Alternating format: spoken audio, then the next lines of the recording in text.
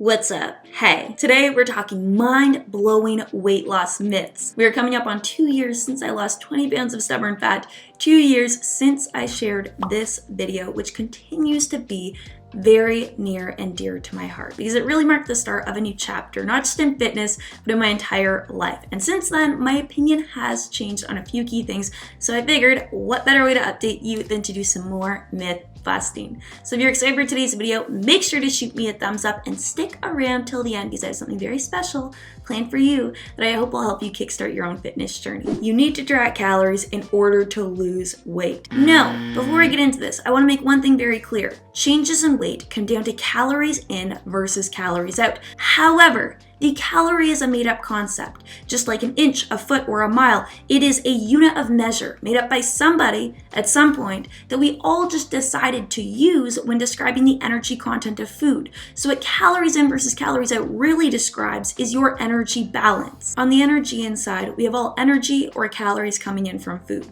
Whereas on the energy outside, we have a bit more going on. You have your basal metabolic rate, the energy burned sitting, breathing, existing as a human being. You have the thermic effect of food, the energy burned breaking down and digesting your food.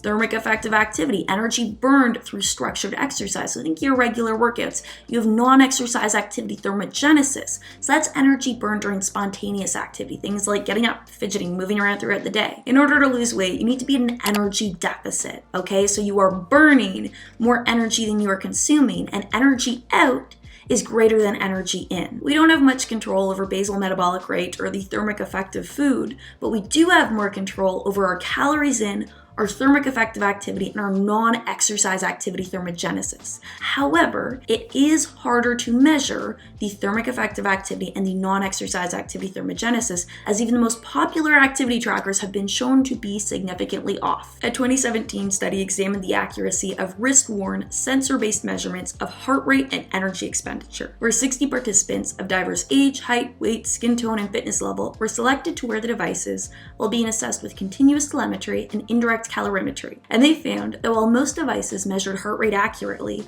none of the devices were accurate on energy expenditure, with even the most accurate device off by an average of 27%. Long story short, outside of a lab setting, it's hard to get an accurate read on your energy out. Even with the best activity trackers, the best online calculators, the calorie targets they give you are just going to be an estimate for what they think your energy in should be. It's a starting place that might not even make sense as a place to start. Starting your weight loss journey by just calculating your calories is like saying, I'm gonna drive to Disney.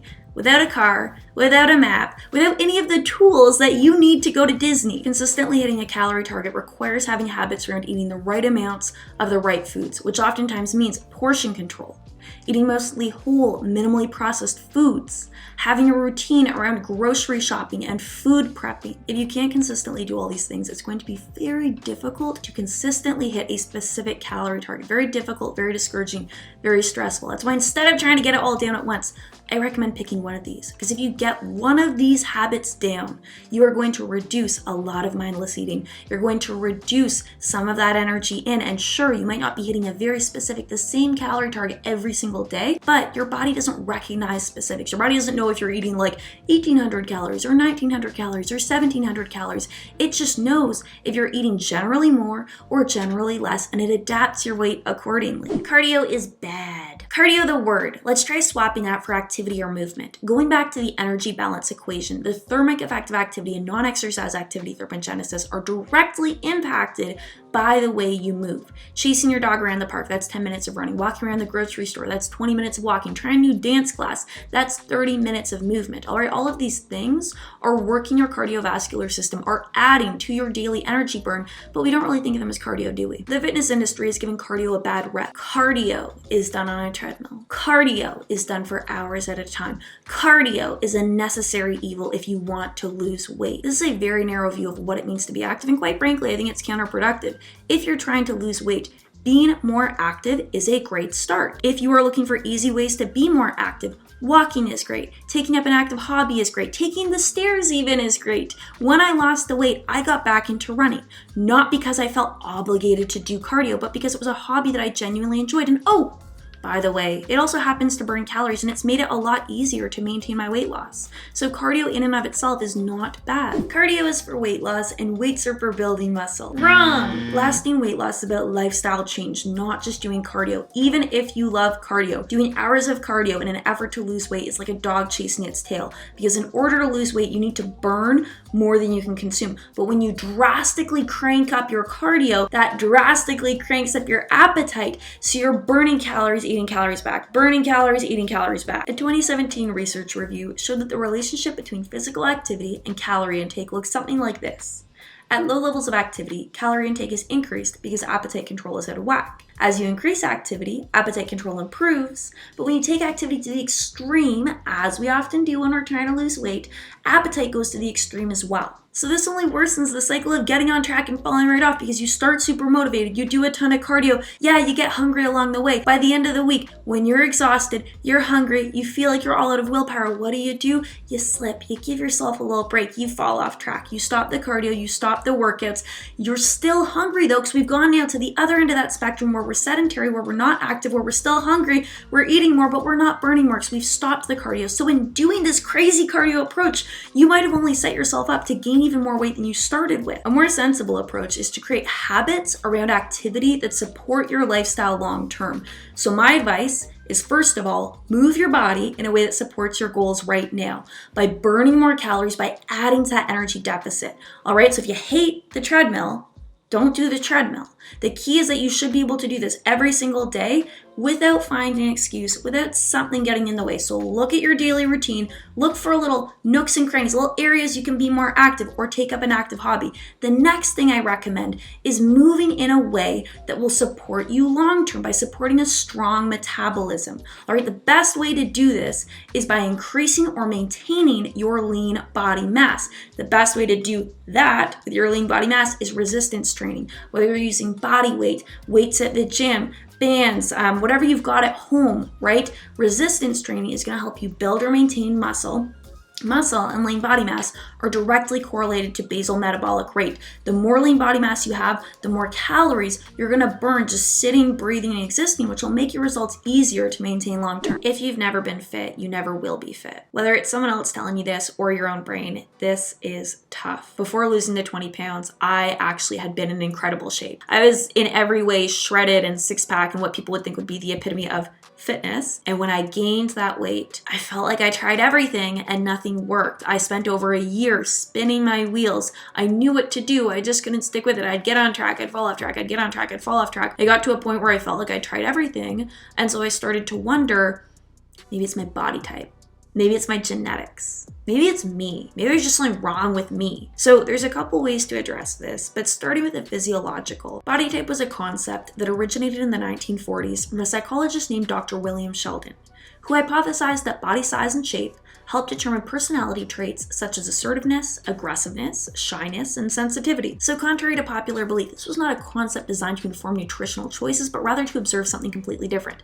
Now, unsurprisingly, his theory proved wrong, but the body type system is stuck around as an easy way of describing somebody's bone to muscle to fat ratio. The three main body types include ectomorph, mesomorph, and endomorph. Ectomorphs are described as being thin, narrow, fragile, and lacking muscle. Mesomorphs are described as being lean, strong, and athletic, while endomorphs are described as being soft, bigger, broader, and thicker. The key misconception here is that your body type is your body type and there's nothing you can do to change that. This would suggest that we each have some sort of set point. Now, based on the current body of literature, it's a bit limited on this set point theory. While we know that body weight is the result of some combination of genetics and environmental factors, it's unclear how much each of those components contributes to body weight and your ability to maintain it. This is why I take issue with body types. Body types are an oversimplification of real human beings, and by trying to force yourself into one of three categories, this limits your perception of what you're capable of. I mean, if you believe that because you're an endomorph, you're never going to lose weight, you might not even try anyways. While genetics definitely play a role,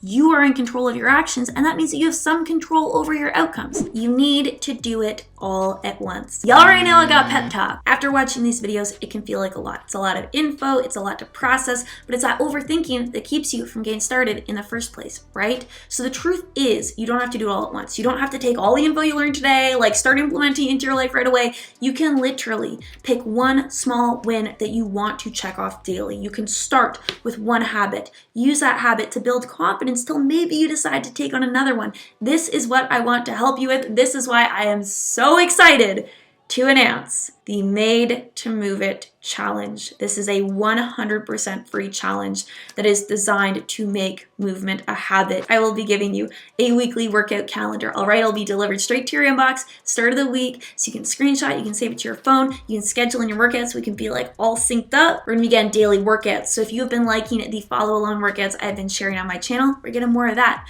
We have got new 20-minute hit it, new dance workouts, new workout formats that I have never shared before on this channel. So I'm very excited about that. We're going to have cooking and recipe roundup videos. Yeah, we're burning the kitchen down, as well as lots of love and support from myself and the rest of the team. I've got a few tricks up my sleeve. We'll share those later. What you need to know for now is that the challenge starts on June 1st. We will be starting all together. It will run for 4 weeks. It is 100% free to join. You literally have no excuse. I'm gonna put a link to sign up and get all the details in the description box down below, but I wanted to end this video with some inspiration from our last challenge, the Lean 16. This challenge started back in January. It was exclusive to the members of the Team Plans community. We had almost 50,000 hashtag shares on Instagram, which is crazy, but more importantly, there were some serious lifestyle changes made by the women involved. I can confidently say that I am proud of every single woman who participated in this challenge, and